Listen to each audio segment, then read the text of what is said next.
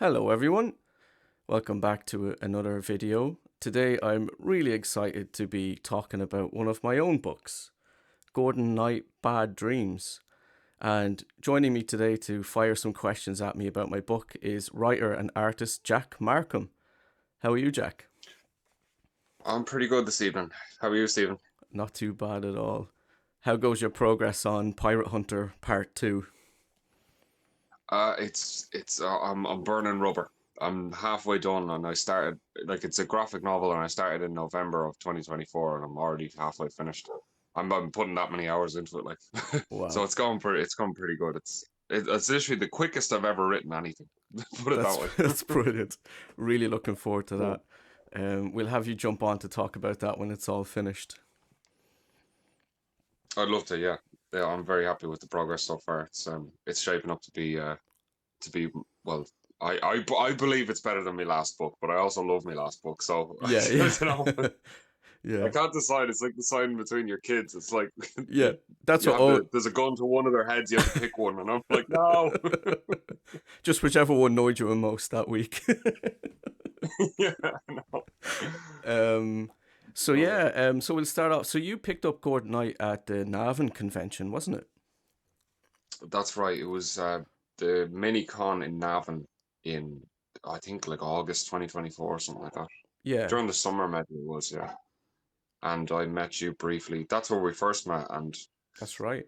you had like a bunch of books in front of you. I was like, holy shit! Like, you write all these books, and you were like, yeah. Yeah. Yeah. So I picked up the Gordon Knight Bad Dreams by Stephen Carey, and I just had a look at the artwork, and you know how they say don't judge the book by the cover. Yeah. Um, that's what kind of caught me. As soon as I walked past you, I was like, oh, that looks pretty cool. He has kind of lasers shooting out of his eyes and the spiders around him. I'm like, and that's what got me talking to you. I was like, it Yeah. it looks real like a comic book cover, you know? Yeah. The Um, artist very Cormac creative elements, Hughes. yeah. He's a fantastic artist, and he's worked on some comic books, and I just really like his style. So I was so happy with what he done, and yeah, just like that. A lot of people spot this cover and come over and they say, "Oh man, that looks really cool," and they start flicking through it. And um, I would, if you are, you know, self-publishing anything, as you know yourself, if you put a lot of effort into the cover, it really pays off. Oh yeah, like I mean, you go through like at least two or three drafts. I mean, I did anyway. The cover on my first book is like the fourth cover that I drew. Yeah, Just wasn't happy with with the earlier ones, yeah, you know. So yeah, I have a few questions about this book for you, Gordon Knight. right. I don't Uh, know. I've never interviewed anyone, so if I fumble this, just you can tell me it up if I fuck it up too much. Listen, I don't think I've been interviewed about this book. I've been people chat to me about it at conventions, so this is great. And um, this is one where so most of my work are one-offs, one and done. You read it, it's done. But Gordon Knight is one of those ones that could continue on for a good while. And at conventions, people have been asking me for a sequel, which is great. And I do plan on more Gordon Knight stories when I can work out when I want to sit down and actually do it. The one of the main reasons is like I brainstormed a load of ideas about what would the next one be, what kind of stories would I do, and I come up with so many that I just like choice paralysis. I'm like I really don't Yeah, know which one of these to do next because I like all these ideas. Um, yeah. so Like you have to like executively decide on something yeah, and put all your energy into it. It's like, right, this is the story we're going with. but yeah, Um, almost every convention I'm at, I did notice that on the spine of the book you have one at the bottom. yeah, yeah. So So that so I think you must have known at one at some point that you're doing a second one. it kind of locks me in, doesn't it? Yeah. I'm like, yeah, So it's what was who or what was the biggest influence of this story? so the very original idea came about when I got a chance to publish a short story in a comic book anthology years and years ago. So it originally started off as a little comic strip. I think I got two of them published in a in a comic book anthology, and the main kind of the main reason, or my main thinking behind the whole thing was like, all right, I have a chance to work with these great artists. There's a lot of great artists on that book, on that anthology, and I Mm. the main motivation was just something that's just going to be visually striking, something I can do like mad imagery with and tell these crazy stories. And so I'm kind of like, dreams. You can do anything in dreams. Yeah, Um, true. It is a yeah. It's very creative space to write with. So you can yeah, but like so in one of your stories, like if you're in any way arachnophobic, I would not recommend this book because because of a certain part of it, well, we'll get to that. which But I'm the gonna get to. I have notes on all of it. I'm not gonna yeah, spoil anything, but I'm just gonna ask you questions about a few characters. nice. We'll get to that Uh, because there's I myself have a fucking massive fear of spiders, so I'm like, what would scare the shit out of me? And I'm like, writing this. And I swear to God, it just freaked me out writing it sometimes because I fucking hate spiders. oh, you pulled a Peter Jackson, man. Oh yeah? Because Peter Jackson, when he directed the Lord of the Rings films, he's like terribly arachnophobic. And do you remember that giant ass Wow. spider in that third film? Oh yeah. He was in charge of that, like the whole way through the project. And apparently he had to get therapy afterwards Oh because he Jesus. worked on this giant spider for so long that it just fucking petrified him. So you pulled a Peter Jackson on Good Night. I You swear to wrote about a God. giant spider. I swear to God. So yeah. So in the book, there's 4 stories, and one of them is about spiders. But I swear to God, after writing it, I had a nightmare about a spider just lunging at my face. I'm like, why the fuck did I do that to myself? Literally, my next question was like, were any of the stories based on actual dreams that you've had? Um. Has any of I, this come to you in a dream? Um, some kind of sort of, the way you might have like, so one of them is called the bully, and I'm sure lots of people can relate to like maybe being bullied in Hmm. school or whatever. And I'm sure I would have had dreams about school and being bullied and all that kind of stuff. But no, most of it was um just I'd have like what kind of stories do I want to tell, and um so that one, the bully, was just like I wanted something where your man's dreaming about a childhood bully, and Yeah. um it's That's Norman. Norman is dreaming about that his bully moves in across the road from him. yeah. So actually, before we And get into that, it's literally when I was reading it, I felt so bad for this guy. I was like, he's literally living the worst period in his whole life right now. It's never gonna yeah, get worse than this. I Because your had man Bill is the bully is like a menace to him the whole way through, you yeah, know? I actually, and Yeah. I felt bad, but kind of like it felt like a success at the same time, because someone who picked it up at a convention was reading it, and they said they had to stop halfway through the bully story because it kind of triggered them a bit and their own experiences. And I was like, oh man, that's awful, but it's kind of also good that your horror book can get to people a bit. Yeah, like I mean, look, you spoke to someone. I mean, that's kind of why we tell stories, really. So Yeah, and ultimately it I'm has sure. no Mm. spoilers or anything, but ultimately it has a positive ending. So Um, so yeah, just before we get to some of the questions, so it started off as a comic strip, and then um, years. Sorry, I was about to ask you how you started it. Sorry, I missed that one. No worries. Go on anyway. Listen, I love Go on. jumping all over the place. Don't worry about it. So yeah, and then that was just put aside for a long, long, long time, and then I was just brainstorming ideas because I wanted to write more horror stuff. I was um in the middle of like coming up with ideas for my SC Stories books. Um, and that idea, I always really liked it, but because it was only like a couple of short stories, I'm like, I'd love to like dig that back up and elaborate on it. Um, Yeah. and just make some improvements. And um, so one of the things I want to improve on is like in the original little strip, it wasn't always very, because it's all in dreams, and Gordon Knight has his own powers in your dreams, and it wasn't Yeah. always clear like what his power level was, what he's capable of, and when. And I'm not a huge fan of that. Like if a story has a magic system, I like to know like, well, what's possible and when, like what are the rules and all this kind of stuff. Do you get what I mean? Um, Yeah. so I Well, look, I mean, you've definitely opened this up to be a series because you have the character of Molly, and she's like, I won't say anything, but like, you think that she's gonna come into the next one in a big kind of way, the way you write about her, and yeah, the world, you have the world, and in the world, the dream world, there's like the town of Nightlight, and yeah. there's the trees, all the white trees, light field, is it? Light Um, field, and there's all these different areas in the dream world. yeah, yeah. So you have Nightlight, you have Eclipse, where all the kind of villains are taken. And Eclipse, yeah, They're sort of yeah, rehabilitated. So I guess actually, I'll answer some more of those questions. I guess it'd be a good idea to just say the very like, what's the premise of Gordon Knight? Like, what is he? What's it about? Um, yeah. So sorry, yeah, okay. So who is Gordon Knight?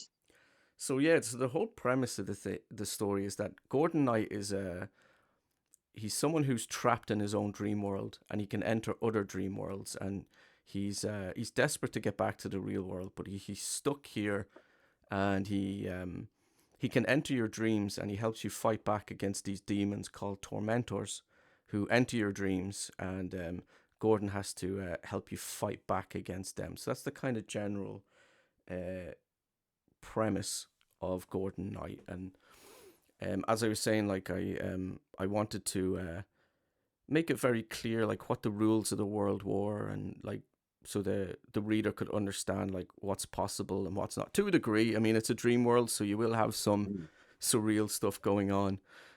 That's maybe not Yeah, immediately clear. it activates your imagination for Yeah, sure because you really have to envision all the actual dream world and these places like Eclipse and yeah, yeah, no, it is. It did like fascinate me reading it. I really think you do have the makings of something that could absolutely be continued, and even I would say some of the stories I reckon could actually be shot in into live action. I reckon you could. I know like animation is like if you wanted to see it, animation is like the cheaper option, but I reckon this is the kind of story where a live action flick would be really good because I kept envisioning it as a film, like when you're reading and you try and yeah, picture it like a movie in your head. yeah. Yeah. A few people have said that to Um. me when they so they would have picked up at a convention, and then when they bump into me the next one, they say like oh man, that would make a really good TV series or something like that, because the stories are very episodic. There's four stories in this one Yeah. novel, and they all have a start, middle, and end, and it's one of those things where you could just continue for a while. So yeah, we were Hmm. starting to talk about the first story in the book is called The Bully, Mhm. and the dreamer Norman Smith is having a really bad dream about his childhood bully, Big Bad Bill Lawrence. Bill And Lawrence, yeah, as you big said, bad Bill Lawrence. he's a vicious piece of work. Oh, he's a horrible bastard. Yeah, Yeah. Jesus, I hated him so much. But like at the same time, that's how you know you've written a good villain because I hated his guts. Yeah, I hated him and I come up with him. um, Funnily enough, actually, the surname Lawrence was a little nod to the Karate Kid. Um, I think I just lost you there. I think I lost you. I was just saying that Yeah, I lost you there. You kind of went mute for about 10 seconds though. no bother. So I was just going to say that the surname Lawrence is a nod to the Karate Kid. The Karate Kid.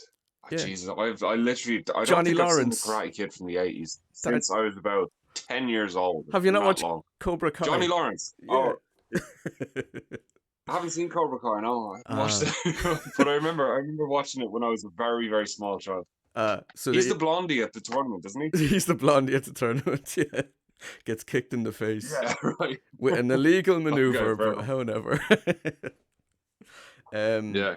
so the way the world works is that these little tormentors, they're like little black octopus sort of creatures, and when they enter your dreams, the whatever you're dreaming about essentially becomes a real world, and everyone you're dreaming about becomes a real person with their own wants, needs, and desires. Um, so there's a lot of interesting stuff. I was toying around with that idea, and the tormentor infects a host. So Norman was dreaming about the bully, so the tormentor infects him, and he starts escalating his powers and stuff like that. So there's this whole power struggle with your mind, your mind versus the tormentor. There's this kind of push pull. Um, so yeah, Gordon has to come in and help you figure out how to get rid of the tormentor. So um, the Yeah. a lot of the ideas behind Gordon's powers is like I had to I had to nerf him a little bit because I couldn't have him just come in and just blast the baddie and then that was it. So Yeah, it was like there's different kind of power levels depending on how yeah, isn't it? Depending on how strong the Tormentor actually is, Gordon can like manifest different abilities like on a what is it? Oh, sorry, what is it called again? Little Bright. yes. So That's his little like assistant, isn't it? yes. So Gordon, when he enters a dream, he has this little fairy companion called Little Bright, who is the source of his powers. There's kind of a backstory there that I'll in future go into. Like Little Bright was very instrumental in Gordon surviving and entering the dream world. And that's for the future anyway. I'm kind of planning out all Right. that, but so the more the more stable the dreamer's mental state, the more powers Gordon has access to. So the dreamer is obviously quite unstable at first because the tormentor is just um really affecting their mind in a very negative way, affecting the world around them. And Gordon has to figure out how to stabilize it, how to bring their mental state up. So he's got like I think it's I have a whole notepad full of Gordon's powers and rules and all that. I just don't have them in front of me, but I think there's five levels of abilities he has, and then the final one, when the dreamer's mental state is like fully stable, he can use his most powerful ability to get rid of the tormentor. Um, Yeah. yeah. So the idea is Gordon has to help the dreamer get more stable so he can access more powers, but he also there's a danger to banishing the tormentor while the dreamer's mental state is unstable. So there's a whole Hmm. kind of rule set there where it's like it's risky. You could end up kind of frying their brain in a way. So he has to make sure the dreamer's stable before he can get rid of the tormentor. So it's another reason why he has to try and play it smart. And every Yeah. story is like a He little. has to. Yeah. It's like he can't just go and defeat the Tormentor. The Dreamer has to like he has to help the Dreamer defeat it, kind of thing, isn't it? Yeah, yeah. Because So it's their nightmare and yeah, everyone's its own little puzzle, and they have to get out of it. He can't just make it stop. Or yeah, yeah. yeah, Um, that's it come here. exactly. You have yeah. Sorry, I just wanted to just Yeah. run that past you. I know I'm really fucking this up, but I've never interviewed anyone before. No, it's Uh, good. but come Don't here. worry. There's a story in the book, right, where you've Richard and Mary and their husband and wife, Yeah, and they have a kid called Peter. yeah. Now, I think you know what I'm about to ask you. Yes, it is a nod to Batman. You're correct. Yeah, that's what I thought. Yeah.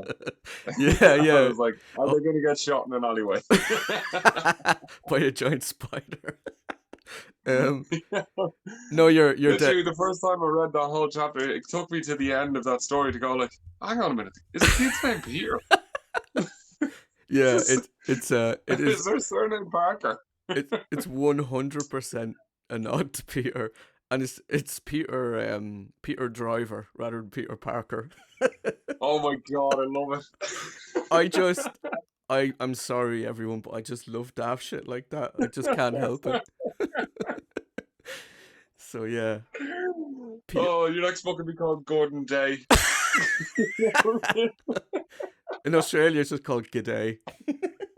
Oh, good day. Yeah, so I'm glad you picked up on that. I feel most will.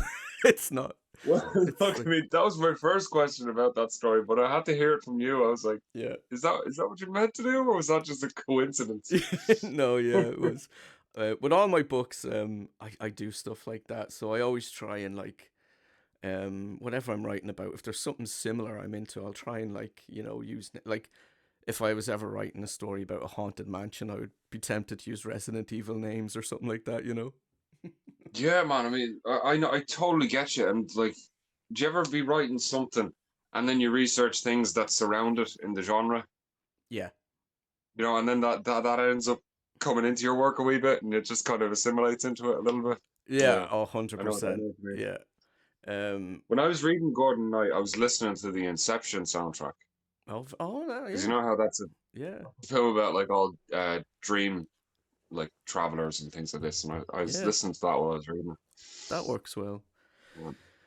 Yeah, so when Gordon does defeat the Tormentor, he kind of obliterates it with his light powers, and then the host of the Tormentor, so in this case Bill, is then Gordon can absorb them and then take them back to his world, Knight's world it's called. Because when the Tormentor's defeated, the dream world ends and everything's kind of gone. But he takes the host with him, um, because the host Mm. the whole story. So one of the stories, Eclipse, is really about how much was the Tormentor manipulating you, and how much of it was just you being evil, and it kind of toys around with that Yeah, whole idea because Bill, yeah, he was a bad person, but also the Tormentor's manipulating him because the Tormentor wants Norman's mind to crack, and it's like, well, yeah, how much of it was you, and how much of it was the Tormentor, and yeah. so He's almost completely convinced that that was reality, and he yeah, really wants to go back, but he can't because it's like, yeah, uh, I don't want to give too much away, but I was like, yeah, he's 100% convinced that that wasn't a dream, and that was just how deep the tormentor had manipulated him in his thoughts. yeah. That's the thing. The Really well Tormentor's written. powers, like, it essentially makes you a real person. So whoever you're dreaming about becomes a real person, and they're told that they're actually just someone who was dreamt up, and they can't handle that, and he's in denial for a long time. And he's like, that can't be real. I'm not just someone's dream. um, so Gordon takes you back to his place, and then he cleanses you, so they make sure you're absolutely free from any residue from the Tormentor goop. And then you're brought to a town called Eclipse, where they try and give the evil villains a kind of new start in a town called Eclipse. So the Eclipse is full of former, nightmare villains. Yeah, So you got all sorts. You got witches and vampires and all these kind of things, and they try and give Fishman walking around. Yeah, yeah, all kinds of weirdos. so um so yeah, and one of the things I was toying around with is I kind of dig into it more in future books, but so when the dream ends, all those people who have become real people, well, they're dead essentially. They're gone, they're wiped out because they can only exist in that dream world.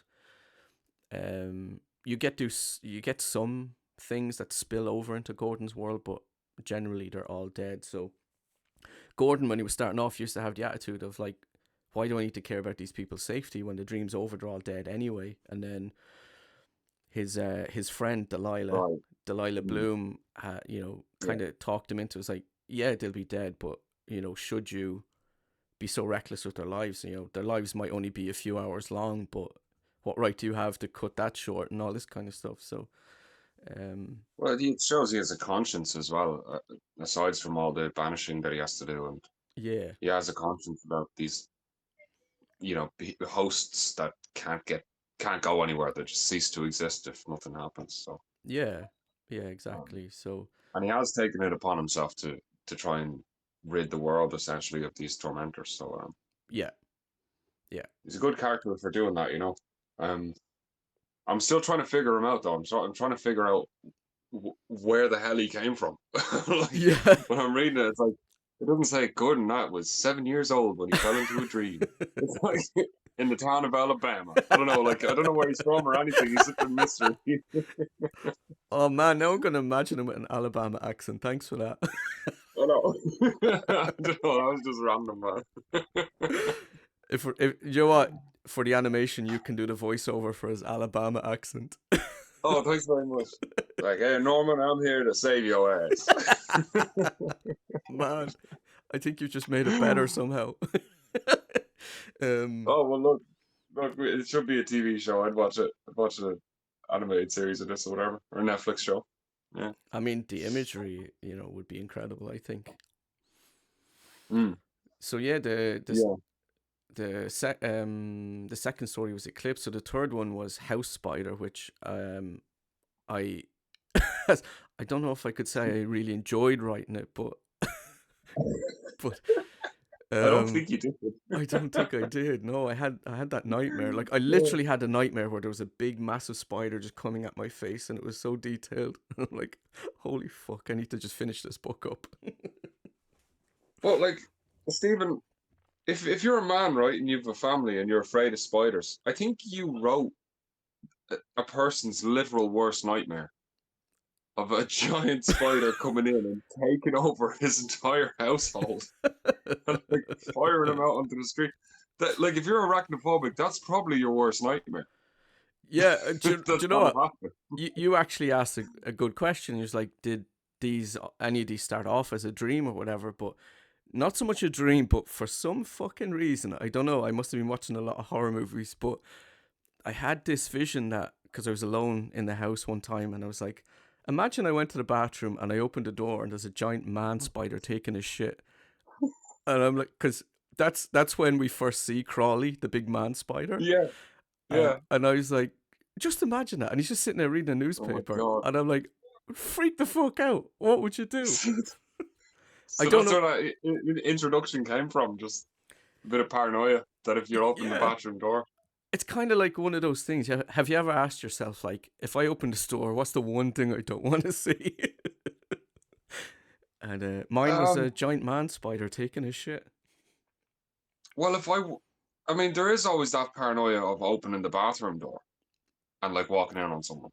It's Yeah, like who would be the worst person to see? I'm sure a giant spider would probably be worse than anyone else that you can imagine. yeah. So one of the reasons the giant spider has there's a few functions within the story. So one, Richard Driver. um, Oh yeah, Richard and Mary Driver, where did I mother and get father those of names from? Peter Driver, Insect Man. Arachna boy. Yeah, um, yeah, literally. so Web Richard. lad.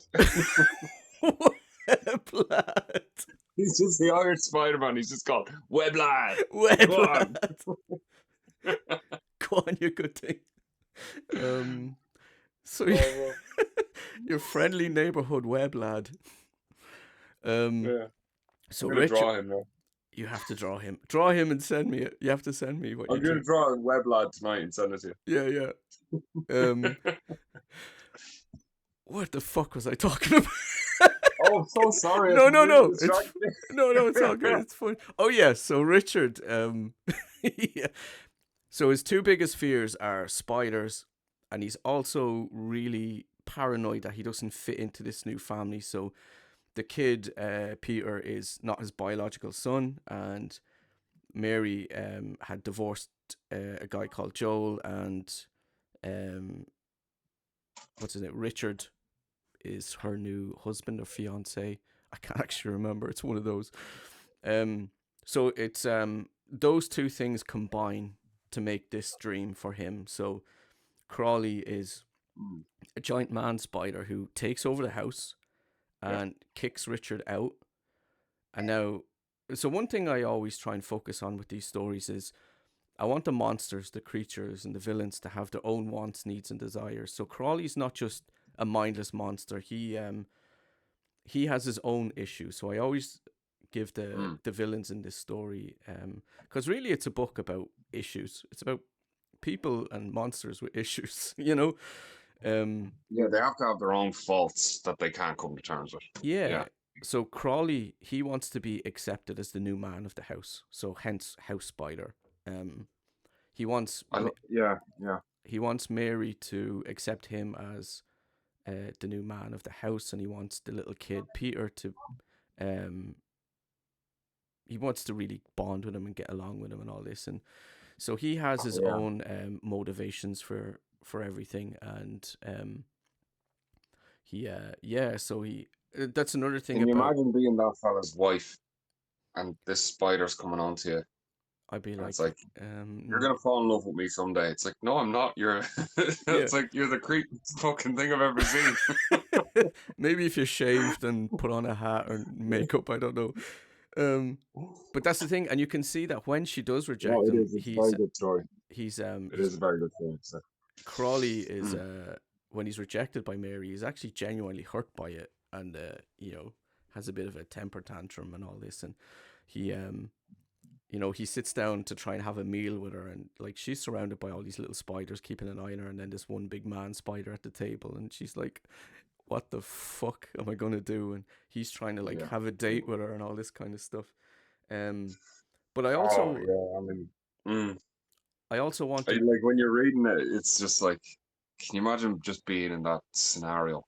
Like the way you write it, it's like Crawley is, despite the fact that he's like definitely the villain in this story, he's lonely at the end of it all. Like, at the end Hun, of the day, he's just lonely and he just wants a family, like you said, and it's a hun, bit, you know what? It's kind of a bit like Homelander. You know how Homelander's really super evil, but he just wants to be loved by someone. yeah, yeah, It's a bit like Crawley, yeah. I mean, it's similar motivation, I guess you could say. yeah. You're 100% correct with Crawley. He even he tells Mary a bit about his own past, and that kind of hints at the fact that he wants to be accepted into another family. So he has his own like really big things he wants to get. And so before even Crawley appears, you'll see Richard is. So in the dream world, there's all these little things going on in the background, or these little subtle things that hint at what's going on. So uh, Norman, for example, in the Bully, his house is the smallest house in the neighborhood. He's the only one that doesn't have an upstairs, and all these little things that imply his mental state, because his mental state is shaping the world around him to a degree. So Richard, And there's like, that neighbor as well that wants him to mind his cat and he's being real pushy with him. Norman doesn't yeah, like cats. Yeah, yeah, yeah. He's Norman's sick of being pushed into things by people. Like even his name is intentionally bland. Norman Smith. Normal normie and all this they call him, and all these things. yeah, But when yeah. with Richard, if you notice in House Spider, the first time Richard spots a little spider in his dream, it shows up at a very particular point when Richard is feeling very specific things. So the appearances of the spiders are like they coincide with what Richard's feeling. And obviously, it starts off with these little spiders appearing, and then we escalate to bigger ones, and then Crawley. So there's all these little things going on, and Mm. he's trying to bond with Peter, and it's not going well. Like so, he tries to teach Peter chess, and Peter's bored out of his mind. It doesn't go well, and then Yeah. Peter tries to bond with him Mm. over wrestling, and Richard doesn't get it. So they're struggling to bond and connect. And that's all And part he's of. trying to force it, as well. It's like Yeah, if you just wanted to be friends first, if you didn't just force your way in here, maybe we give you a chance, kind of thing. yeah, that's a good point. Mm. Exactly. Like if you're trying too hard, sometimes it goes against you. I think so as well with people. Like, and you know how you can always sense when someone's trying too hard, Yeah, and you're and kind it's of like, okay, you need to ease off a little bit here, pal. yeah, yeah, like Yeah, calm down a little bit. Um, yeah. so the final story is little Molly Moonlight, who I am setting up for like something big in the future. I'm not sure how many books in the future that's going to be, but she is, All right. So, wait, are we getting an announcement? it's kind of an announcement. Yeah, I mean, if you're reading it, you might Okay. suss that this girl might be important in the future. So she's someone who wants to be like Gordon Knight, and um, that might or may not come to pass in the future. Who knows? She Hmm. could be his like protege. Um, Yeah. Yeah. yeah, I mean, I was getting a kind of maybe like a book too. They could have a bit of a dynamic duo kind of relationship. yeah, She's like his sidekick or apprentice, whatever, and they're running around helping the dreams together. Like, but like probably the tormentors, like if it takes two of them, there'd probably be a massive, horrible, bad dream that Yeah, someone would have that takes two of them to defeat it. You know? yeah, yeah, Yeah, that'd be awesome. yeah. So like, Um, Definitely looking forward to reading the rest of the series. But when you get around to writing the other one, yeah. So um, yeah, yeah. Go on. I tried getting my girlfriend to read it, and because she reads like everything, but she saw there was spiders on the cover, and she was like, "Are there spiders in it?" I was like, "Yeah, one of the villains in the book is a giant spider," and she goes, "Oh no, I can't." She's the biggest arachnophobe I've ever met in my life. No, no, no. So, Second biggest. I think pretty bad. oh, she wouldn't even look at something like that. Like you Right. wrote that, she doesn't That's even fair. humor that scene in Harry That's Potter fair. with this giant spider. Like You'll just she's have to. terrified. You just You have know? to read it to her. Instead of Yeah. spider, every time the word spider pops up, just say kitten. Yeah, exactly. Just say like the giant bunny rabbit was She's chasing like, your man. fucking hell, my second biggest phobia, bunny rabbits. Oh my god, yeah. um, That'll so be a fun tormentor. Something like really cute and cuddly. yeah, I mean, one of the fun things about planning the next book is designing the tormentors, because there's some really fun concepts I have in mind, and again, it's just about settling on one. Um, I have a Mm, couple of projects I'm working on at the moment, so I'll have to get them finished first. So yeah, they will be spaced out. It's going to be 3 or 4 years in yeah. between books, something like that. Maybe depends. But I'm really glad How people. long how Sorry. long is a book this size? Well, it's like what, 300 pages. How long would one of these take to write? So I usually, when I start planning and working out the concept and all that, and the outlining stage, working in its entirety, like the best part of a year for something like this. Hmm, Um, when I get typing, I like to try and get when I start typing, I like to try and get it done fast, because I find that if you take too long of a break, writing a book, it's a little hard to get back to. Do you know what I mean? It's like you want to yeah. keep the momentum and the flow going. So I try not to uh, take much longer than 6 months to just type the whole thing out and get my couple of drafts done and stuff like that. And it can be tough. It can be tough doing it in that time frame, but I love doing it, so it's all good. Um, So you'd rather kind of grind for 6 months and put loads of hours in and then just kind of take it easy once you have a full first draft yeah, complete kind of thing. And that's when you ease off the pressure. yeah, yeah, something like that, and then the next stage is just I do a few months of like notes and planning and all that before I start going at the next thing. So um yeah, yeah. Mm. So about 6 months when I sit down at the laptop to start typing the whole thing out to having my third draft done is about 6 or 7 months. Right. Well, Yeah. So full fair play, yes. I really wouldn't know where to start with well, writing a novel, but well, it geez, was how many do you have now to your name? You've well. Do you how know many? what?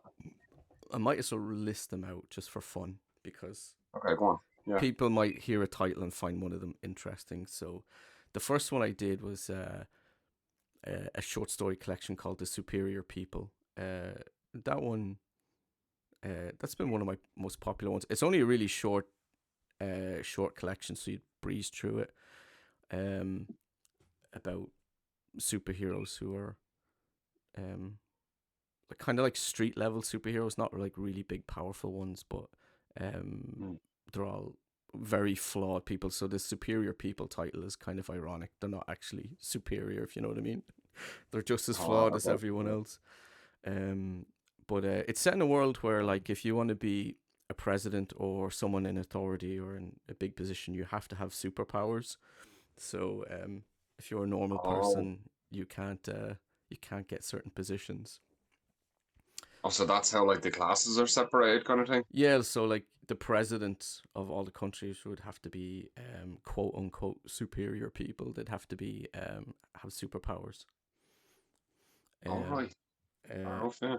then my I think after that I wrote Interesting. pretty much Invincible, which was my first full novel. So that one was a really big learning experience. I learned a lot from doing that because, like you say, when you are sitting down to write a novel and you haven't done it before, you're like, where the fuck do I start? How do I go about this? How do I plan it and schedule it? And so that's when I really learned to kind of manage my time and all that kind of stuff. So you have pretty much invincible little girl in the wasteland who develops superpowers and she becomes the most powerful girl in the wasteland.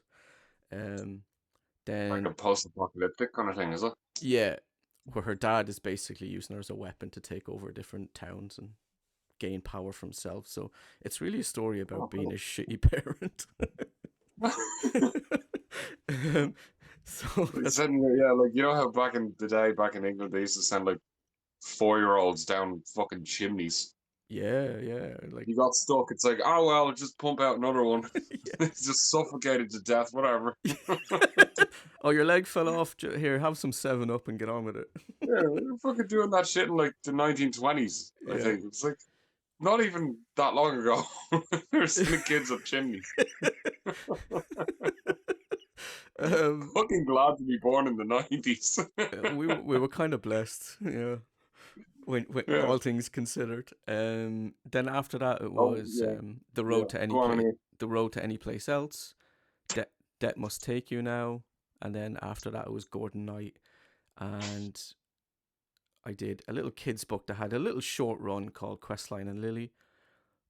And then I decided, because I mostly write horror because I love horror, but I decided to switch gears because I had this idea for a fantasy book, which I'll talk about on the channel at some stage, called Tales of Re, and it's a kind of all ages fantasy book. Um, I just, do you ever have this idea in your head and it just won't go away until you get it out? You know what I mean? So Yeah. I know exactly what you mean. yeah, Um. so that was one of them. Yeah. I hate to interject, but I've two other shorter comic series that I'm working on that I've been working on for maybe about 3 years. I just haven't gotten around to Wow, yeah. actually sitting and putting time and effort into them yet. But I know what you mean. You just have to get it out of your Was system that the at some same for point. you, Yeah. or they were just like it was a itch you had to scratch sort of thing?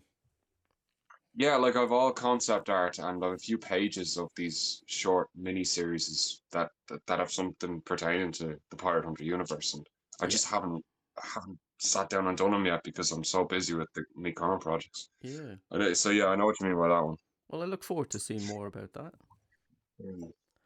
Mm. So yeah, Gordon Knight, and And then after yeah, that, I started on my next horror novel, which will be out in the next week or two. So there's a bit of an announcement.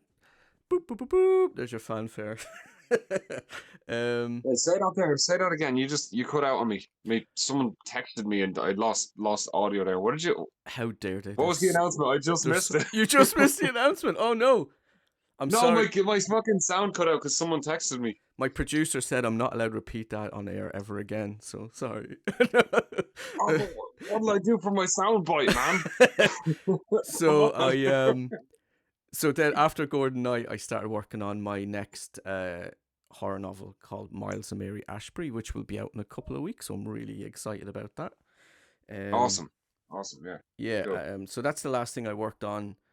That took a long time. That's one where I had no choice but to take breaks from. Like I was almost 2 years working on that one, like just even typing it out, like because stuff gets in the way, or you have to work on other things, and life gets in the way, all that kind of stuff. But that'll be out in a couple of Mm. weeks, so I will have copies of that at Dundalk Comic Con. Really excited about that. So that's the last Well, thing I did, man, and then after that, I've another horror book awesome. I'm working on, and then after that, we'll see. Maybe the next Gordon Knight then. Well, look, I hope it's on your schedule anyway. Yeah, I mean, Another people. Gordon Knight book. But look, I mean, that was a brand new thing that I just picked up and read and really enjoyed it. So if there's other things like other horror stories that you have, I'll definitely be reading them. Because I enjoyed that one for sure. Well, thank you so much. Uh, I appreciate that. yeah, I'd recommend it as well to people like the Gordon Knight book. Um, I look forward to reading your the rest of your library as well. Obviously, yeah, I think you showed me the fantasy one when we met in Navan, and I was That's like, right, right. I'll give Yeah. that a go. I was gonna give it a go, but then I saw the cover for Gordon Knight, and I was like, oh, he has lasers coming out of his eyes. It's like have to pick that up. Lasers and spiders and severed hands. Yeah, I was like, okay, I need to figure out what these severed hands are for. Yeah. Yeah. And also, so viewers will see a picture of the cover of Gordon Knight on screen, and he's covered in tattoos, but his tattoos are always changing. Yes. That's another. Yeah, and there's like an eye on his neck, isn't there? Yeah. So that was just it's funny how that came about. 'Cause I really liked the idea, but how it came about was really funny. Like So yeah, so how did you come up with that? yeah, so every now and again, his one tattoo might fade and another one might appear. But I had described what kind of tattoos I wanted on Gordon. It was I described what kind of tattoos I wanted him to have on his arms, and his arms were going to be exposed. But I kept thinking like, what if they draw them and I don't like it, and I don't like how it looks, and I regret like having like a snake wrapped around his arm or whatever. And then I had this idea. I was like, his magical bullshit powers mean that his tattoos are ever changing. So like That's such a good plot device, though, because it you turned can out to be change his great. appearance Yeah, as much as you want. yeah. Like It's in 10 funny. years, he could be bald, you know what I mean, and have different tattoos. Yeah, It's still the same guy. yeah, exactly. So it's funny how things go because the idea was literally born from that fear, and then it became a pretty interesting tool to use in terms of storytelling. And Gordon's tattoos all represent something he kind of fears or he's afraid of, or to varying degrees. Like some he's just like maybe mildly afraid of, and in one of the stories, his tattoo changes to like I think it was a fire breathing goat. So you can have all kinds of mad stuff on there. Yeah, so his and then I wonder if one will show up for you know how Norman turned into the super heart bear. yeah, yeah, Yeah, it's one just turns up. It's like a bear on his arm one day. yeah, something like that. That'd be Yeah, class. A little reference to Norman's story. yeah, stuff like that. So there's lots you can do to play around with it. Um, Mm. And you so have this world like this whole the eclipse world and everything, and there's a lot to play with there, you know, yeah, creatively. and it kept growing and growing and growing, and I'm like, I need to write all this shit down so I keep it consistent because it just kept getting bigger and bigger, you know. Um, Have you done any art for the? Have you done any drawings of the world, like how it looks? You think? I do rough sketches, so I'm pretty shit at drawing. So I always employ someone else to do that. You would not be impressed by my artwork. I can draw these kind of little shit cartoons, or I can draw something well enough that can hand it to someone and say, "Could you draw that, but just much better, please?" Well, um, me personally, I don't think anyone's shit at drawing. I just think some people are at beginner level. You know? that's a really good way of putting it. Yeah, Yeah, because you can definitely skill up. I think everyone has it in them to yeah, be able to skill up their drawing yeah. skills. Just takes time and it takes My hard work, brother you know. is a It's like doing anything. It's like learning how to do taekwondo or something. It's like it takes yeah. hours and hours to get good at it. That's it, yeah. And like my brother's a Yeah. fantastic artist. I was lucky enough to get him to do one of the covers, and he just like you said, practiced for hours and hours and hours and got better and better every year, and now he's doing great Yeah, I'm things. sure he'll So even say like he can't probably look at some of his sketches from 5 years ago without kind y- of wincing a little bit. yeah, it's the same with Yeah, me. And I'm the exact are same. you like that as well? Yeah, Kind of, yeah. I look at my old stuff and I'm like, I can't believe I can like because you look back and you didn't know how to draw certain things back then, but you thought you did. yeah. So it's good for posterity. Is it prosperity or posterity? I think it's pronounced prostate. That word, yeah, yeah. What? You um, said prostate. did I? I don't know. Oh um, Jesus! maybe you can confirm this. I heard that the hardest thing for an artist to draw is hands, horses, and bicycles. What is everyone's deal with horses? There's like, why does I've heard this off so many people who who do, first of all, people who don't draw say you can't draw horses, they're too hard. And I'm like, have you ever just tried to draw a horse? It's not actually that difficult. You can Right. draw a very good detailed horse with a single pencil. Like, it's just you just shade it with your fingers and stuff. It's not Yeah. that bad. Hands are every artist struggles with hands, I think, at the start. Yeah. Because there's like 300 million different positions a hand could be in. Yeah.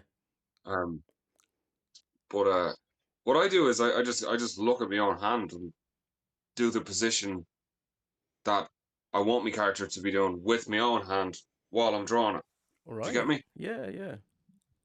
So yeah, if you're struggling with hands, just if you want to draw a fist, but you can't get your fist right, just actually do a fist and then draw it while you're looking at it. I know That's what I some. do. I That's a know little some. hack. Yeah, there you go. I know some artists who have like this wooden hand that they can pose into different positions. Yeah, my girlfriend has one of those as well. I'm like, geez. Is she is she an Mad looking artist thing. You also? just like adjust the fingers, but the thing is, it's not even as articulate as a human hand Right.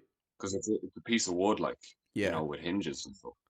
Yeah. Um, but yeah, no, horses are easy enough. Hands take ages to get right, but once you get good at them, Yeah. you, That's you why kind of I like drawing unlock things. it. Yeah, it's like I kind of copy the Powerpuff Girls style where it's just all like just all like yeah, one. It's just a loop. It's like there's no hands or fingers. It's just like a club. yeah. Well, to be honest, like when I started as a pirate hunter, I realized that I don't. I've drawn like millions of men in my life, like Batman's and Spider-Man's and all that. Yeah. But I drawn very few women, so I had to Right. really like draw like 1,000 women to Right. just try and get good at the proportions of a woman's body compared to Yeah.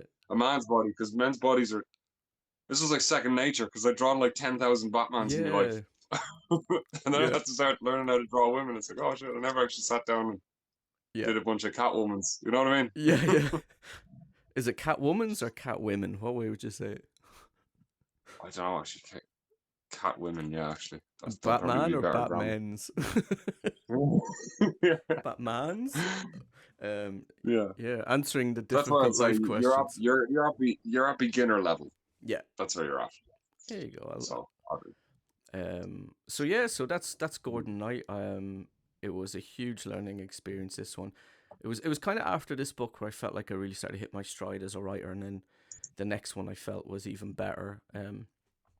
Like you were saying about your work, you feel like yeah, your next thing coming out is your best thing, and I strongly feel yeah. that about Miles and Mary Ashbury. So I'm looking forward to hearing what people think about that one.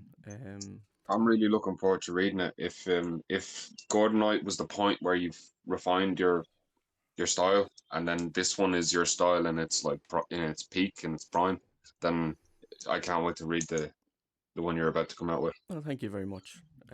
Yeah. I look forward to giving you a copy. Yeah. um, Well, look, we'll be back on this show talking about your next book, and all sorts. when Um, mine comes out, I'll come back on and oh, talk a 100%, wee bit about it as well. 100%. And so, because to celebrate Miles and Mary coming out in the next couple of Hmm. weeks, I have reduced the price of Gordon Knight Bad Dreams on. Excuse me. Sorry. I'll do take two on that one. Oh, guys. I choked on my own water. Yeah. To celebrate Miles and Mary Ashby coming out next couple of weeks, I've reduced the price of Gordon Knight on Kindle to just $1.99.